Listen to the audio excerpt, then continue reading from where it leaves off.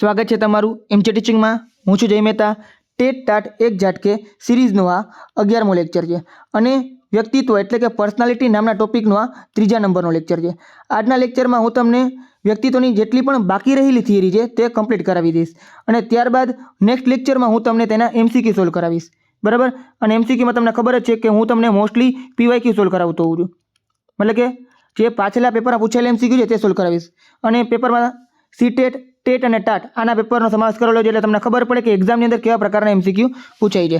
અને બાકી જે લોકો નવા છે એ લોકોને ટૂંકમાં જણાવી દઉં કે મેં ઓલરેડી એક કોર્સ બનાવેલો છે, બરાબર। કોર્સનું નામ સાંભળી એવું ના વિચારતા કે કોઈ પેઇડ કોર્સ હશે, સાવ ફ્રી ઓફ કોસ્ટમાં છે।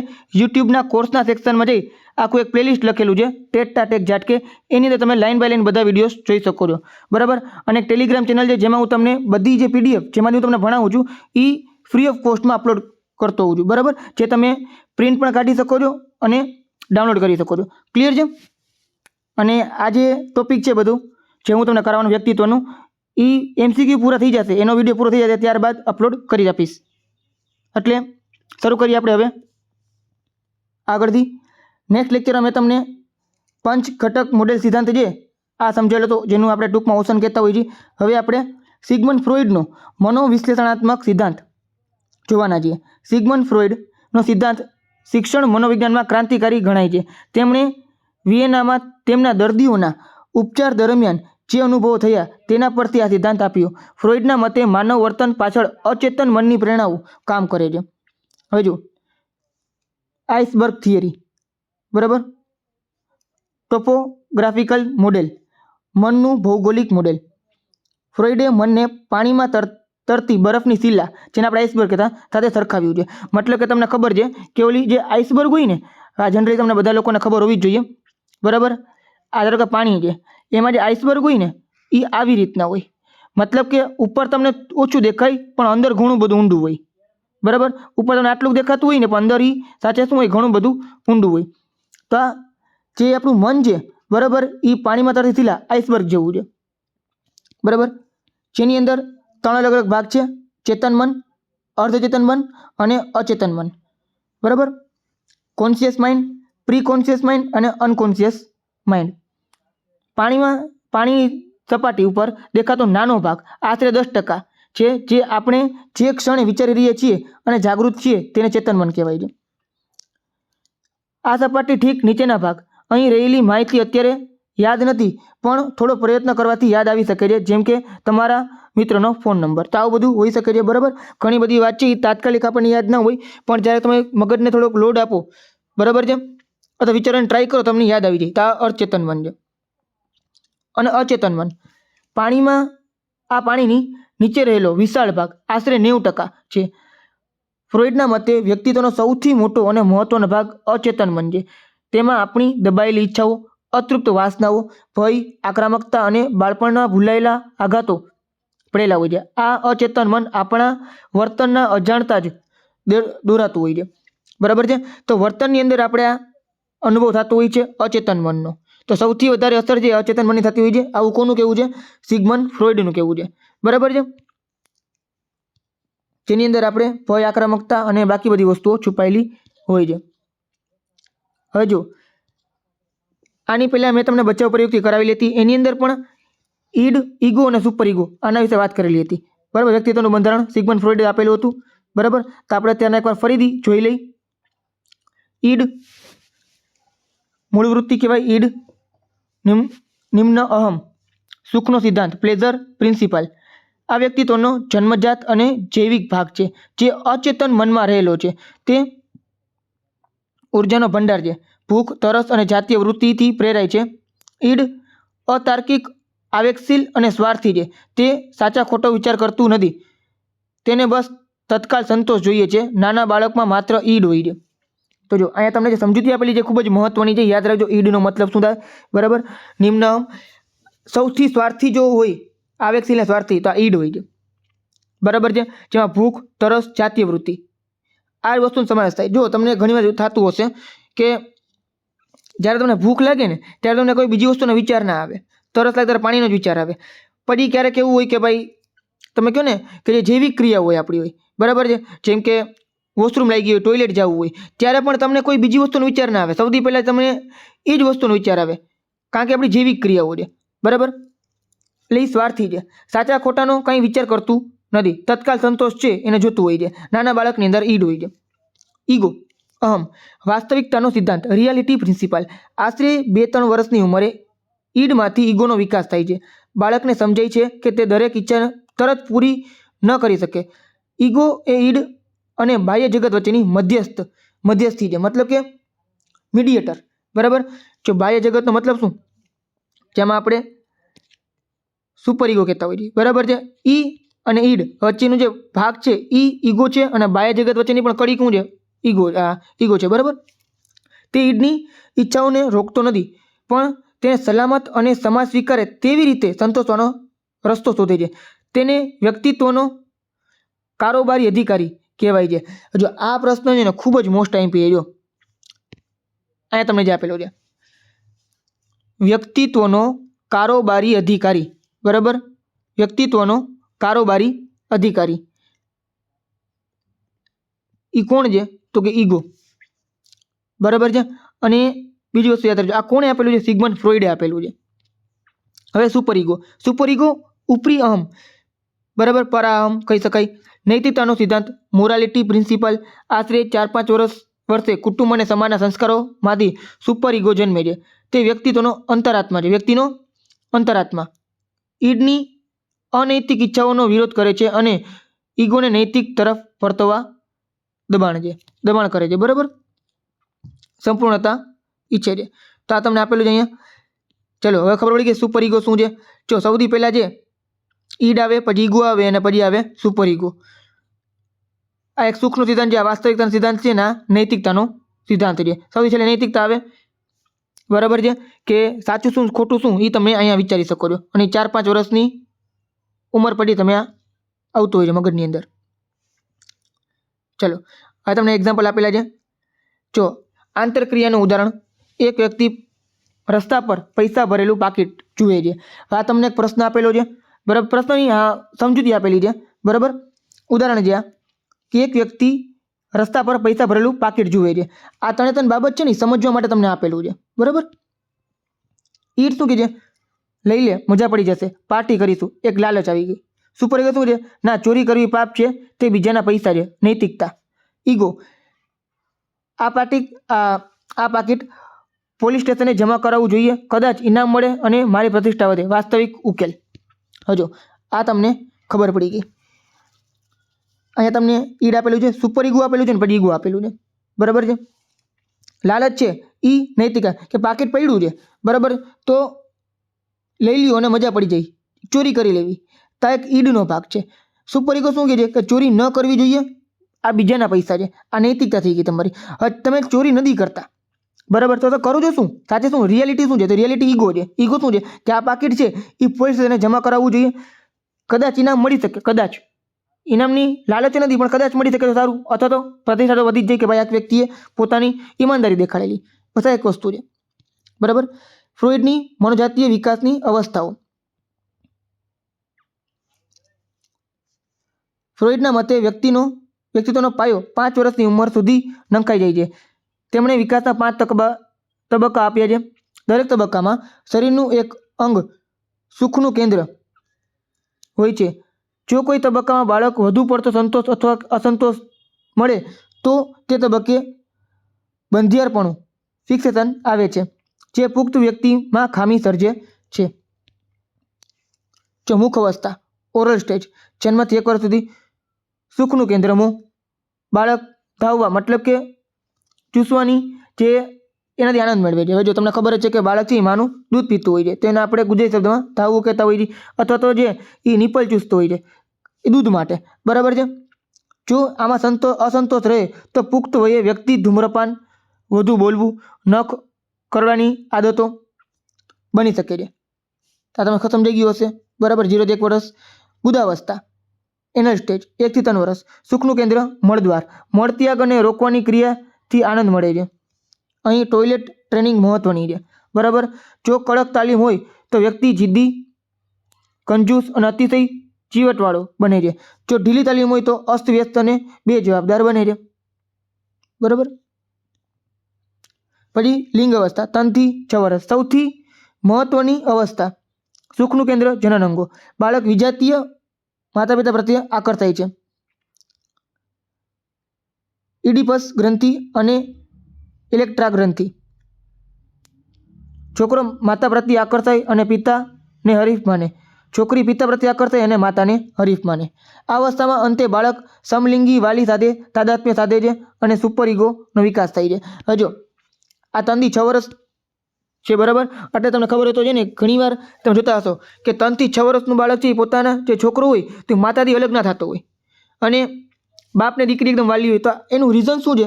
કારણ કે આ એક છે ને એની અવસ્થા છે, બરાબર છે, માનસિક અવસ્થા છે એની. ચોથું, 6 થી 12 વર્ષની ઉંમરમાં સુપુષ્ટ અવસ્થા. અહીં જાતીય વૃત્તિ સુપુષ્ટ થાય છે અને બાળકની શક્તિ ભણવા અને રમવામાં વપરાય છે. સમલિંગી મિત્રો બને છે. જો તમે જોતા હશો કે 6 થી 12 વર્ષની ઉંમરના જેટલા પણ છોકરા હોય ને, બરાબર છે, તમે જે 3 થી 8 ધોરણની અંદર ભણતા વિદ્યાર્થીઓ હોય એમાં જોજો મોસ્ટલી એ લોકો છે ને, તમે છોકરા છોકરીને બધાને સાથે બેસાડીને ભણાવો ને, છતાંય છોકરા છોકરી વચ્ચે દુશ્મની ઊભી થતી હોય, બરાબર ને. જો હું તમને એક એક્ઝામ્પલ આપું, તમને મજા આવશે. મેં છે ને કોલેજમાં ભણાવેલું છે. કોલેજમાં મને ખબર છે કેવી રીતના આખો માહોલ હોય છે, બરાબર. બીએડ અને એમકોમની કોલેજની અંદર, બીકોમની કોલેજની અંદર, અને એ સિવાય આજે નાના બાળકો એને પણ ભણાવેલા છે. હવે નાના બાળકો જ્યારે હોય ને ત્યારે તમે એને બોಯ್સ કે ગર્લ્સ બધાને એક યારે બેસાડી દો ને, એ લોકોને કાંઈ ફેર ના પડે. નાના બાળકો એટલે શું? 6 થી 12 વર્ષની ઉંમરના વ્યક્તિને. અને એમાંય ગ્રુપ કોનું બનેલું હોય ખબર? છોકરા છોકરાનું ગ્રુપ બનેલું હોય અને છોકરી છોકરીનું ગ્રુપ બનેલું હોય. અને ત્યારે જે જાતીય વૃત્તિ છે, આકર્ષણ છે, આ એટલું બધું હોતું નથી. એટલે એકબીજા પ્રત્યે છે ને એ લોકોને છોકરા છોકરીને જ મજા આવે. કોઈ છોકરાને છોકરી સાથે મજા આવે નહીં. એટલે એકબીજાને દુશ્મન માનતા હોય. કારણ કે બધાના વિચાર છે એ અલગ અલગ પ્રકારના હોય.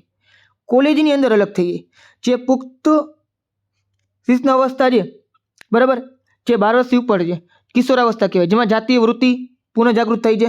વિજાતીય પાત્ર પ્રત્યે પરિપક્વ સંબંધો બાંધી છે, મતલબ કે એના તરફ આકર્ષાય છે.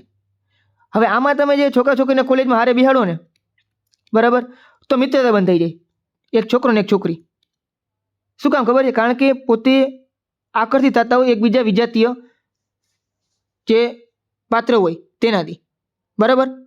એમાં તમે હારે ના બિહાડી શકો, એના જેવું થાય. કારણ કે ઓટોમેટિક હારે જઈએ, બિહાડવાની જરૂર જ ના પડે. તો આ ખાલી તમને એક્ઝામ્પલ આપું છું, બરાબર. અલગ અલગ જીવનની અવસ્થા છે, તો એ જ તમને સમજાવવા માંગુ છું કે શું હોય છે, બરાબર. આ બધી અવસ્થામાં તમે પસાર થઈ ગયા તો થતા હોજો.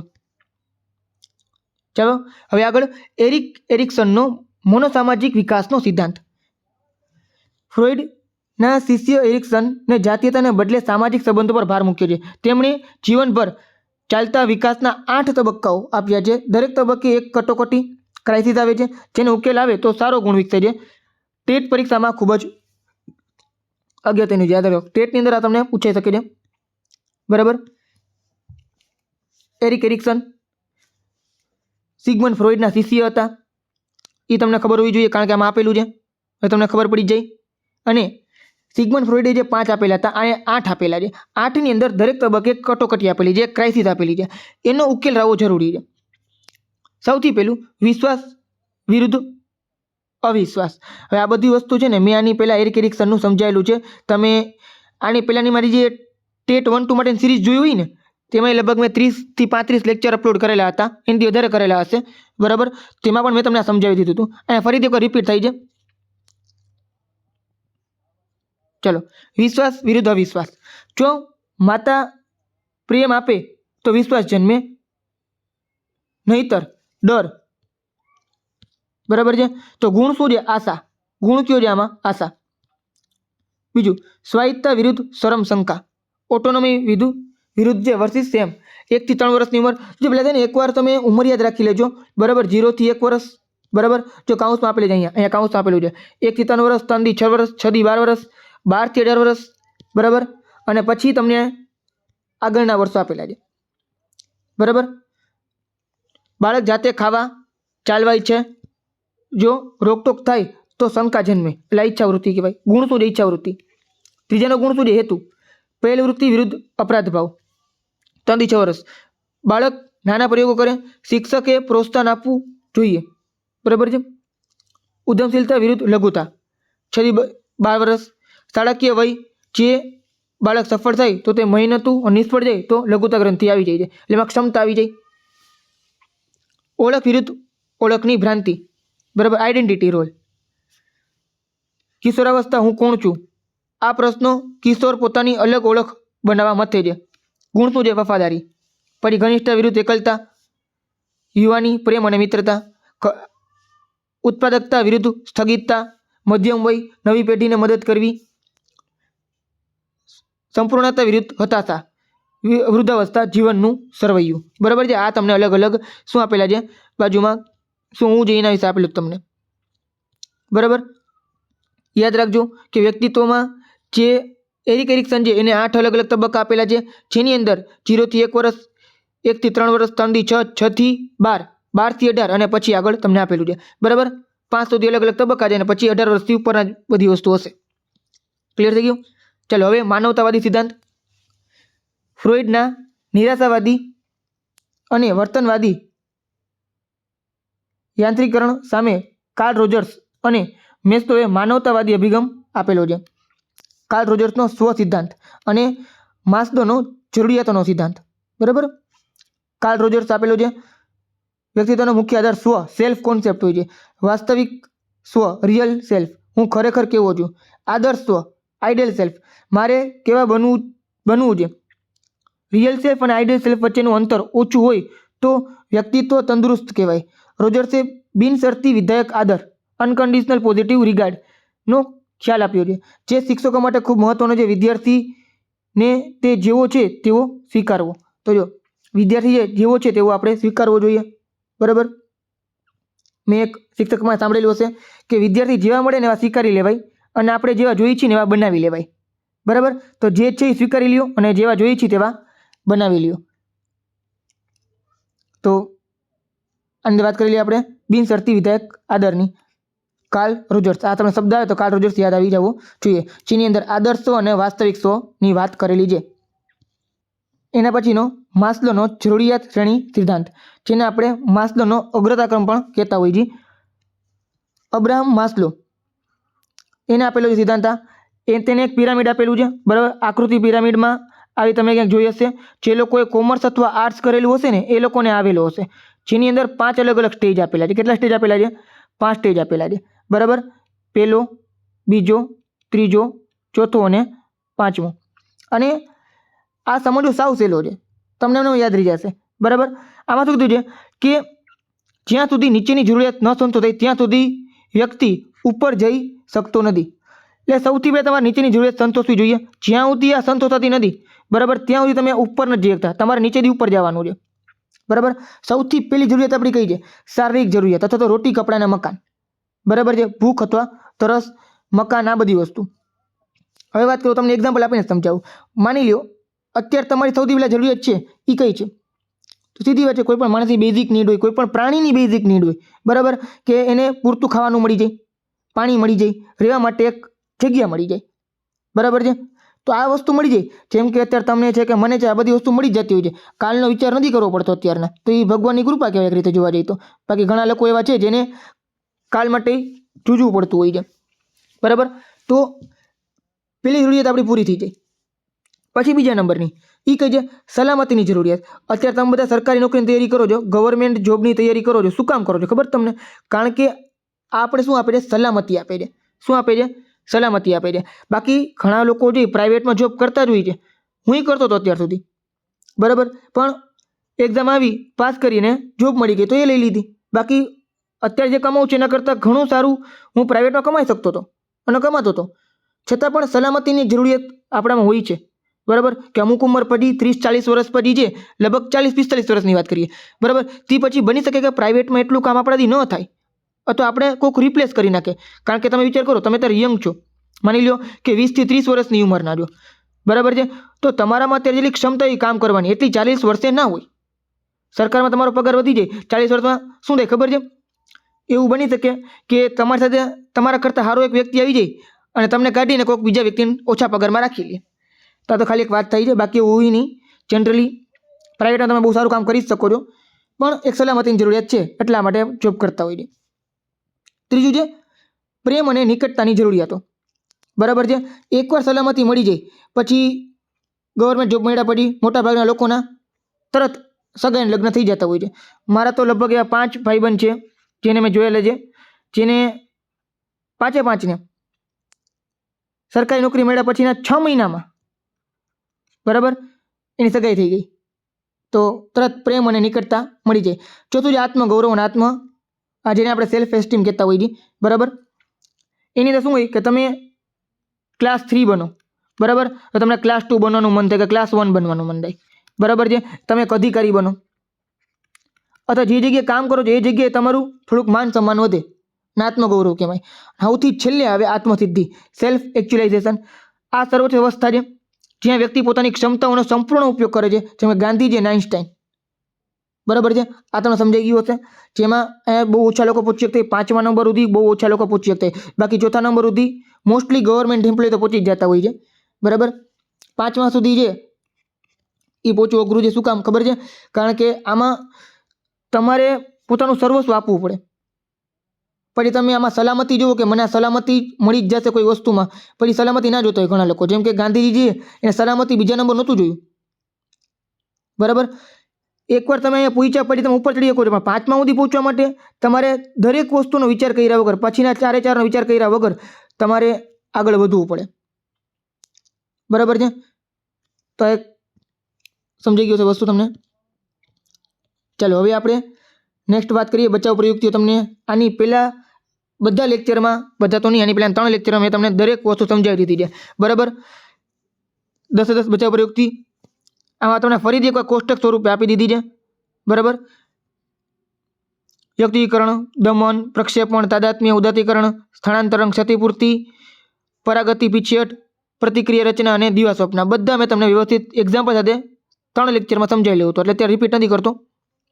બરાબર, હવે આપણે વ્યક્તિત્વ માપન, મેઝરમેન્ટ ઓફ પર્સનાલિટી સમજી લઈ, જેને આપણે 3 ભાગમાં વહેંચી શકીએ છીએ. કેટલા ભાગમાં વ્યક્તિત્વ માપન વહેંચી શકીએ છીએ? મુખ્ય 3 વિભાગમાં. આત્મનિવેદન પદ્ધતિઓ, સેલ્ફ રિપોર્ટ, વ્યક્તિ પોતે પોતાના વિશે માહિતી આપે, જેમ કે ક્વેશ્ચનર બનાવીને પ્રશ્નાવલી, લેખિત પ્રશ્નો, MMPI. બરાબર, Minnesota multi physics personality inventory. આ સૌથી પ્રખ્યાત નિદાન કસોટી છે, જેમાં 567 પ્રશ્નો છે, અને બીજી છે EPQ. બરાબર, આઈસનિક પર્સનાલિટી ક્વેશ્ચનર. આત્મચરિત્ર, વ્યક્તિની પોતાની કથા, મુલાકાત, ઇન્ટરવ્યૂ, રૂબરૂ વાતચીત. આના 2 પ્રકાર છે, સંરચિત એટલે અગાઉથી નક્કી પ્રશ્નો, અને અસંરચિત, બરાબર, જે નક્કી ના હોય તે. તો આ શું થઈ ગયું?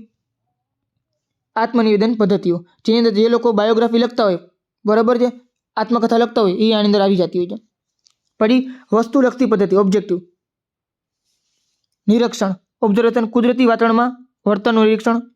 રેટિંગ સ્કેલ, વ્યક્તિમાં કોઈ ગુણ કેટલી માત્રામાં છે તે અંક દ્વારા દર્શાવવું, 1 થી 5 અથવા તો 1 થી 7 સ્કેલની અંદર. અને સામાજિકતા મિતિ, જેકોબ મોરે દ્વારા શોધાયેલી વર્ગમાં વિદ્યાર્થીઓ વચ્ચેનો સંબંધ, લોકપ્રિયતા અને નેતા, એકલા અતુલા વિદ્યાર્થીઓને ઓળખવા માટે શ્રેષ્ઠ છે. બરાબર, તો આ શું થયું? વસ્તુલક્ષી પદ્ધતિ. અને સૌથી છેલ્લે પ્રક્ષેપણ પદ્ધતિઓ. બરાબર, પ્રોજેક્ટિવ ટેકનિક્સ મહત્વપૂર્ણ છે સૌથી વધારે. બરાબર, જો આમાં તમારે ઇંગ્લિશ નામ યાદ રાખવા પડશે. રોસાર્ક્સ ઇન્ક્લુડ, તો જો રોસાર્ક્સ છે, હર્મન રોસાર્ક્સ, એની ટપકાની એક પદ્ધતિ છે. સાઈના ડાઘાની પદ્ધતિ, સાઈના ડાઘાની કસોટી. 10 કાર્ડ, 5 કાળા, સફેદ, 2 લાલ કાળા અને 3 રંગીન. વ્યક્તિ શું જુએ છે, કયો ભાગ જુએ છે તેના પરથી વિશ્લેષણ. આવેગો માપવામાં શ્રેષ્ઠ, મતલબ કે એ કાર્ડ આપેલા હશે, કાર્ડમાં તમે જુઓ છો બધા અલગ અલગ કંઈક દર્શાવતા હોય. બરાબર, એક્ઝામ્પલ આપું કે તમે કોકવાર છે એ વાદળ જોતા હો, બરાબર ને, તમે કોઈ વાદળ જોતા હો તો વાદળમાં તમને કોઈકનું મોઢું દેખાઈ જાય, કોકવાર કૂતરો દેખાઈ જાય, કોકવાર તમને કોઈ સ્ટાર દેખાઈ જાય. વાદળમાં એવું લાગે, સ્ટાર મતલબ કે એવું તમને દેખાતું કે આ સ્ટાર જેવું લાગે છે વાદળ. બરાબર, કોઈ તમને આવી રીતના દર્શાવેલું આવી રીતના, તો તમને ભારતના નકશા જેવું તમને લાગે કે આ તો ભારતનો નકશો છે. બરાબર, તો તમે જેવી રીતના વાદળને જોવો છો અને અલગ અલગ વસ્તુ વિચારો છો, બધાના વિચાર અલગ અલગ હોય છે, એવી જ રીતના આ જે કાર્ડ છે 10 કાર્ડ, બરાબર, એની અંદર અલગ અલગ માણસો અલગ અલગ રીતે વિચારે છે અને જે વિશ્લેષણ થઈ છે એ શું છે? સાયનાડાગાની કસોટી. પછી TAT, આમાં જે ટાટ એસ અને ટાટ HS છે એની વાત નથી કરેલી, બરાબર છે. આ TAT ફૂલ ફોર્મ તમે જોઈ શકો છો. મોર્ગન અને મરે 1935માં આપેલી હતી. 31 કાર્ડ, 30 ચિત્રો અને 1 કોરું કાર્ડ. ચિત્ર પરથી વાર્તા બનાવી. વાર્તાનો નાયક વ્યક્તિ પોતે હોય છે. જરૂરિયાતો અને દબાણ મપાય છે કે નાયક છે વ્યક્તિ પોતે છે, બરાબર છે. ખાલી ચિત્રમાંથી તમારે વાર્તા બનાવવાની છે. પછી TATની જેમ જ CAT છે, કેટ, બરાબર.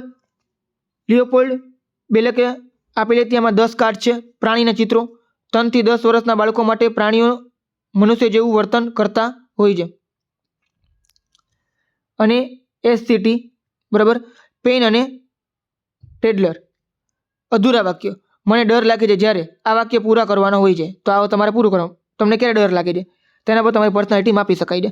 તો અલગ અલગ શું છે તમને પદ્ધતિ આપેલી છે. 3 પદ્ધતિ આપણે જોઈ: આત્મનિવેદન પદ્ધતિ, પછી વસ્તુલક્ષી પદ્ધતિ અને પ્રક્ષેપણ પદ્ધતિ. પ્રક્ષેપણ છે સૌથી વધારે મહત્વપૂર્ણ. એમાં 4 પદ્ધતિ: હર્મન રોસાર્સની, સાયનાડાગાની પદ્ધતિ, પછી TAT, થીમેટિક ટેસ્ટ જેને કહેવાય છે, પછી ચિલ્ડ્રન ટેસ્ટ હોય છે, અને સેન્ટેન્સ કમ્પ્લીઝન એન્ડ ટેસ્ટ હોય છે, બરાબર છે.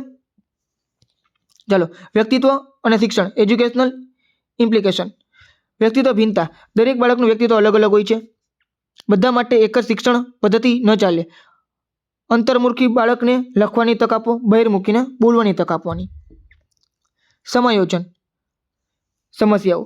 કિશોરાવસ્થામાં થતા ફેરફારોને કારણે વિદ્યાર્થીઓ મૂંઝવણ હોય છે. શિક્ષકે કાઉન્સેલર બનીને સાંભળવું અને ટીકા ન કરવી જોઈએ. પ્રેરણા. એરિક્સનના સિદ્ધાંત મુજબ પ્રાથમિક શાળાના બાળકને ઉદ્યમશીલતાનો ગુણ વિકસાવવા નાના નાના ટાસ્ક આપી સફળતાનો અનુભવ કરાવવો. અને માનસિક સ્વાસ્થ્ય. બચાવ પ્રયુક્તિ અતિરેક માનસિક અસ્વસ્થતા સૂચવે છે. જે કોઈ બાળક સતત જૂઠું બોલે કે એકલું રહે તો તેના મૂળમાં રહેલી ચિંતાઓને આપણે શોધવાની હોય છે. તો આ શું છે કે તમે સિસ્ટમમાં કેવી રીતના આ વ્યક્તિત્વનું જે ટોપિક છે એને ઇમ્પ્લિમેન્ટ કરી શકો છો, બરાબર છે. ચલો, હવે નેક્સ્ટ લેક્ચરમાં હું તમને MCQ સોલ્વ કરાવીશ. તમને જો વિડીયો ગમતું હોય તો વિડીયોને લાઇક કરજો અને બીજા લોકોને શેર કરજો. તમારા BEd અને PTCના ગ્રુપમાં શેર કરજો, એટલે એ લોકોને પણ આ બધી વસ્તુનો લાભ મળતો રહે. તો મળીએ આપણે નેક્સ્ટ વિડીયોમાં.